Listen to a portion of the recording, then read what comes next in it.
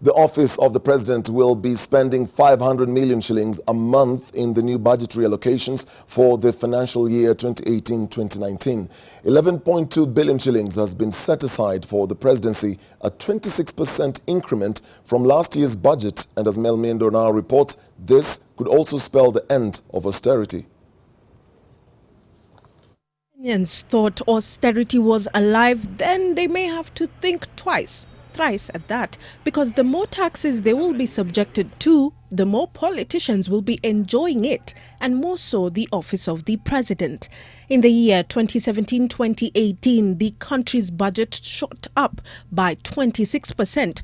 Well, a huge chunk of that percentage will go towards the presidency, 11.2 billion shillings in the new financial year come July 2019, up from 8.8 billion allocated in the current fiscal year. This in itself represents a 2.3 billion shilling rise in the budget.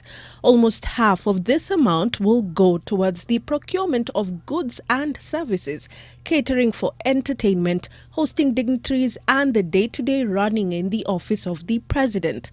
But this was no ghost allocation. The Treasury increased the goods and services budget for the presidency from 4.9 billion to 6 billion this year.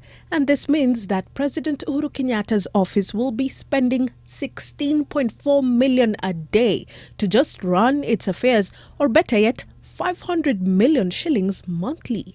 That's not all. Those working in the presidency will enjoy a pay rise after the compensation of employees' budget rose from 2.3 billion to 2.5 billion shillings. Of the top government officials to benefit the most from this pay rise is the president and his cabinet.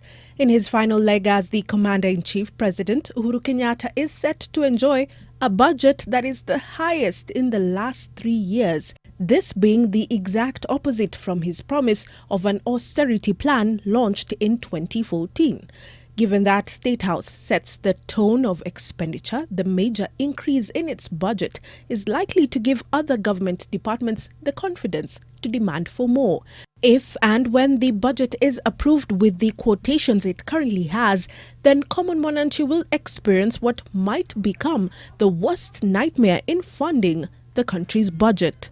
Mel Miendo, NTV.